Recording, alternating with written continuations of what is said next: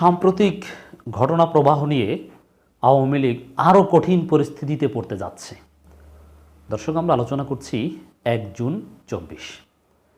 একটু গভীরভাবে মনোযোগ দেওয়া দরকার। সাম্প্রতিক যে আলোচিত ইস্যু, একটা রিপোর্ট আমি বিশ্লেষণ করব। 3 ইস্যুতে আওয়ামী লীগের তোলপাড়। শুধু তোলপাড় নয়, আরও কঠিন পরিস্থিতি। এর রুটটা একটু খুঁজেন। এই যে আজিজ ইস্যু, বেনজির ইস্যু, আনোয়ারুল আজিম আনার ইস্যু, এবং আরও আছে যে প্রধানমন্ত্রীর একটু আপনাদেরকে শোনাই। প্রধানমন্ত্রীর APS-2 গাজী হাফিজুর রহমান এবং উপপ্রেস সচিব DPNS হাসান জাহিদ তুষারের চুক্তিভিত্তিক নিয়োগ বাতিল নিয়ে আওয়ামী লীগের তোলপাড় চলছে। এর মানে আজিজ আনজির ব্যানারের আনারের কারণে ওই যে প্রধানমন্ত্রীর প্রেস সচিব, উপসচিব, এদের চাকরি বাতিল করা, অমুক তমুক বাদ দেয়া, এইসব অনেক ঘটনা আলোচনার বাহিরে চলে যাচ্ছে, কিন্তু এর সাথে একটা সম্পৃক্ততা রয়েছে। খুবই গুরুত্বপূর্ণ বিষয়। আওয়ামী লীগ সামনে আরও বিপদে পড়তে যাচ্ছে। দেখেন, মাননীয় প্রধানমন্ত্রী তিনি অসাধারণ যোগ্যতা সম্পন্ন ব্যক্তি, তিনি এককভাবে সব কিছু হ্যান্ডেল করতেন। কিন্তু প্রধানমন্ত্রীর বয়স হয়েছে, সক্ষমতা কমছে। তো এই পরিস্থিতিতে প্রধানমন্ত্রী নিজে অনেক কিছুই খেয়াল খবর রাখতে পারছেন না, যার ফলে বিভিন্ন জায়গায় জটিলতা আরও বাড়ছে। আপনারা দেখতে পাচ্ছেন যে প্রধানমন্ত্রীর সক্ষমতা দিন দিন কমছে, প্লাস একই সাথে অমুকের নিয়োগ বাতিল, অমুকে ধরা পড়ে, প্রধানমন্ত্রীর কাছের লোককে এখন বিচার করতে হয়। এই যে বেনজিরের মতো প্রধানমন্ত্রী এত কাছের লোক তো হয়তো বা কেউ ছিল না, সেই বেনজিরকে বিসর্জন দিতে হচ্ছে। এবং এই বেনজির আজিজ বিসর্জনে বর্তমান কর্মকর্তারা ডেফিনেটলি নড়ে চড়ে বসবে যে আমাদেরকেও তো একদিন এভাবে বিচারের মুখোমুখি করবে। অতএব এই সম্ভাবনা যেরকম আছে, আবার এরকম সম্ভাবনা আছে যে দুর্নীতি থামবে না, কিন্তু দেশে কোথাও সম্পদ রাখবে না, সম্পদটা সরাসরি বিদেশে পাচার করবে, যাতে ফ্রিজ করা, ক্রপ করা এরকম কোনো বিষয় না আসে। তো দর্শক, এই যে সাম্প্রতিক বিভিন্ন ঘটনা প্রবাহ নিয়ে সরকার যে মারাত্মকভাবে প্রশ্নবিদ্ধ হচ্ছে, এগুলোর মৌলিক একটা কারণ হচ্ছে প্রধানমন্ত্রীর সক্ষমতা কমা, বয়স হওয়া।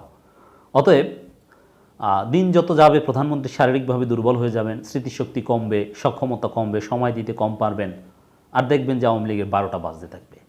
জনগণ এতে কিন্তু খুশি, আওয়ামী লীগের 12টা বাজলে, কারণ জনগণের উপর নির্যাতন করতে করতে করতে আওয়ামী লীগ এমন অবস্থায় গিয়েছে যে আওয়ামী লীগের কেউ মারা গেলে জনগণ আলহামদুলিল্লাহ বলে।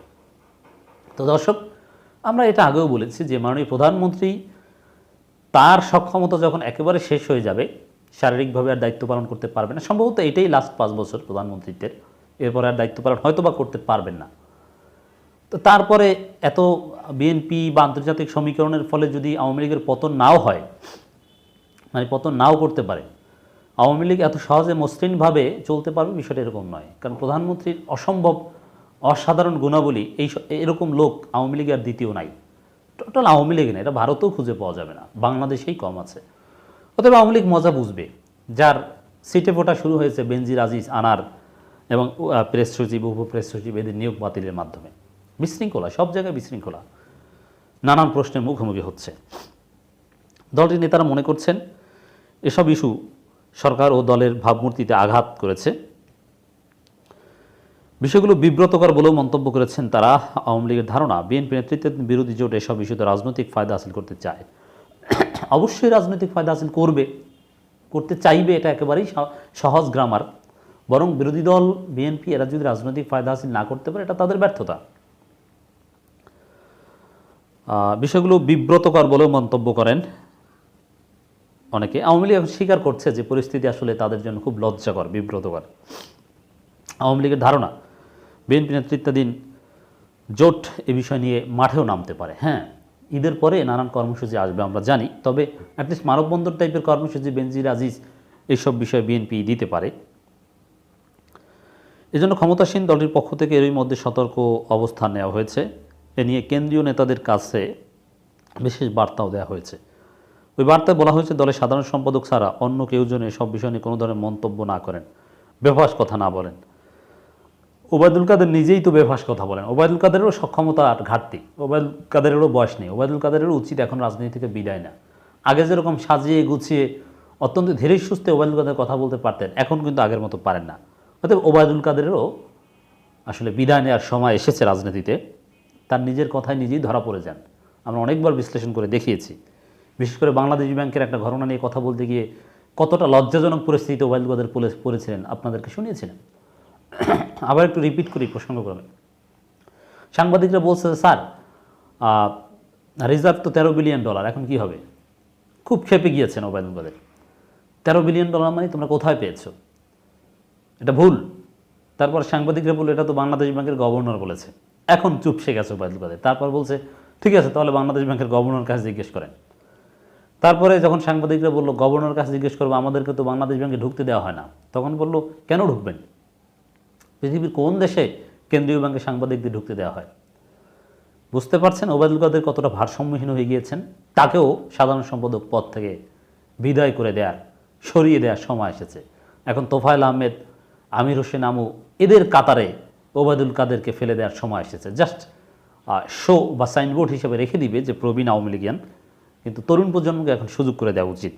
আর এই তরুণ প্রজন্ম তারা আগের মতো শেখ হাসিনা কিংবা ওবায়দুল কাদেরদের মতো আওয়ামী লীগকে এত মসৃণভাবে ক্ষমতায় রাখতে কিছুতেই পারবে না। এই জন্য পরিস্থিতি আওয়ামী লীগের জন্য কঠিন হচ্ছে, কোনো সন্দেহ নেই। এই যে সতর্ক হচ্ছে, কেন্দ্রীয় নেতাদের বিভিন্ন বার্তা দেওয়া হচ্ছে, এটাই তাদের মধ্যে বিব্রতকর অবস্থার প্রমাণ। দলের টাঙ্গাইল জেলার এক নেতাকে আলাদাভাবে এসব বিষয় নিয়ে কথা বা মন্তব্য না করার নির্দেশ দেওয়া হয়েছে। কারণ অতীতে নির্বাচন নিয়ে ওই নেতার করা এই বক্তব্য বিব্রতকর অবস্থায় পেলে কেটা এই ওবায়দুল মুক্তাদের চৌধুরী নাকি? না, তিনি তো ব্রাহ্মণবাড়িয়ার, তিনিও বেফাস কথা বলেছেন। আরও মানে অভাব নেই, বেফাস কথা বলার নেতার অভাব নেই। বিশেষ করে এই যে সাতক্ষীরার কৃষিমন্ত্রী আব্দুর রাজ্জাক, তিনিই তো আওয়ামী লীগের গোমর ফাঁস করে দিয়েছেন, যার ফলে তার মন্ত্রিত্ব আর ফিরে পাওয়া যায়নি। তিনি নতুনভাবে আর মন্ত্রী হতে পারেননি। এক রাতেই বিএনপি সমস্ত নেতাদের মুক্তি দেওয়ার ঘটনা যদি আব্দুর রাজ্জাক সাহেব ফাঁস না করতেন, তাহলে তিনি মন্ত্রী থাকতেন, কৃষিমন্ত্রী হয়তো বা থাকতেন। কারণ এদিকে বিরোধী জোট যেন বিষয়গুলো নিয়ে ইস্যু করতে না পারে, সেজন্য দলের সাধারণ সম্পাদক প্রায় প্রতিদিনই এসব নিয়ে সাংবাদিকদের করা বিভিন্ন প্রশ্নের উত্তর দিচ্ছেন। দেখেন, অলরেডি ইস্যু তৈরি হয়েছে।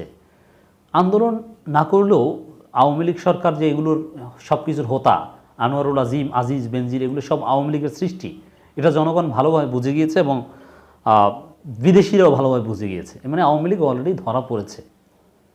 অতএব এগুলো গোপন করার চেষ্টা করে কোনো লাভ নেই। তিনি বার্তা দেওয়ার চেষ্টা করছেন যে সব দুর্নীতি ও অনিয়মের দায় একান্তই তাদের ব্যক্তিগত, এর সঙ্গে সরকার বা আওয়ামী লীগের কোনো সংশ্লিষ্টতা নেই। আচ্ছা, এগুলো যদি ব্যক্তিগত হয়, তাহলে সরকার বা আওয়ামী লীগের সাথে সংশ্লিষ্টতা কোনগুলো আমাদেরকে একটু বলেন। সরকারের দায় তাহলে কী সে হবে? পৃথিবীর কোনো ঘটনায় তাহলে সরকারের দায় হবে না। আজিজ বেনজিরের ঘটনা যদি ব্যক্তিগত হয়, তাহলে পৃথিবীতে এমন কোনো ঘটনা থাকতে পারে না যার দায় সরকারের হতে পারে। কারণ সরকার তো আর নিজে কোনো ব্যক্তি না, অনেকগুলো ব্যক্তির সমষ্টি শক্তি সরকারই তো। অতএব এইসব বাটপারি কথা বলে কোনো লাভ নেই। দেশে বিদেশে ব্যাপক সমালোচনা হচ্ছে। এ ধরনের পরিস্থিতির সংশ্লিষ্ট দুর্নীতিবাজরা যেন পার না পায় সে অনুরোধও করছেন তারা। কেন্দ্রীয় নেতারা বলছেন, সার্বিক পরিস্থিতি সম্পর্কে দলের প্রধান ও প্রধানমন্ত্রী ভালোভাবে অবগত। হ্যাঁ, কিন্তু এই যে বিশৃঙ্খলাগুলো, প্রধানমন্ত্রী আসলে আগের মতো সব কিছু হ্যান্ডেল করতে পারছেন না বলেই এই ধরনের বিশৃঙ্খলা। আগামী ৫ জুন চতুর্থ ধাপ এবং ৯ জুন স্থগিত হওয়া উপজেলাগুলোর নির্বাচন অনুষ্ঠিত হবে। নির্বাচনকে ঘিরে শেষ মুহূর্তে প্রচারণায় ব্যস্ত রয়েছেন প্রার্থী ও সমর্থকরা। এই নির্বাচন নিয়েও একটা কঠিন পরিস্থিতিতে আওয়ামী লীগ পড়েছে। ভোটাররা ভোট কেন্দ্রে আসতে চাচ্ছে না, এটা নিয়েও ব্যাপক অবস্থা। এর মানে আওয়ামী লীগের ভিতরে ভিতরে বিভিন্ন গণমাধ্যমে এভাবে আসছে, নাম প্রকাশ না করার শর্তে অনেকে বলছে, ভেতরে ভেতরে আওয়ামী লীগ সত্যিকার অর্থেই কঠিন পরিস্থিতিতে পড়ছে। এরা বলতে চাচ্ছে না, গোপন রাখছে। বিশেষ করে এই যে প্রধানমন্ত্রীর কার্যালয়ে 2 গুরুত্বপূর্ণ কর্মকর্তা চুক্তি বাতিল করা হয়েছে, এই বিষয়টা নিয়েও অনেক কানাঘুষা গুঞ্জন চলছে। এবং এর পেছনে আওয়ামী লীগের এই বিশৃঙ্খলা আছে যে কেউ চায় কেউ চায় না। আওয়ামী লীগের অলিগার্কদের মধ্যে কামড়াকামড়ি আছে। প্রধানমন্ত্রীর সক্ষমতা কমায় আওয়ামী লীগ কতটা কঠিন পরিস্থিতিতে পড়তে যাচ্ছে আশা করি কিছুটা হলেও বুঝতে পারছেন দর্শক এই আলোচনায়। আওয়ামী লীগের শক্তি, আওয়ামী লীগের প্রভাব গত 15-16 বছরে তিল তিল করে গাণিতিক হারে আস্তে আস্তে করে বেড়েছে। কিন্তু আপনারা এখন থেকে দেখবেন যে আওয়ামী লীগের শক্তি, সামর্থ্য, নিয়ন্ত্রণ, দক্ষতা এগুলো গত 15 বছরে যত দ্রুত মানে যত আস্তে আস্তে বেড়েছে তার উল্টো হবে, খুব দ্রুত গতিতে কমবে, জ্যামিতিক হারে মারাত্মকভাবে কমবে। দিন যত যাবে আওয়ামী লীগ তত চুপসে যাবে, নিজেদের মধ্যে কামড়াকামড়ি বাড়বে, আরও বেশি বেকায়দায় পড়বে। Wait and C.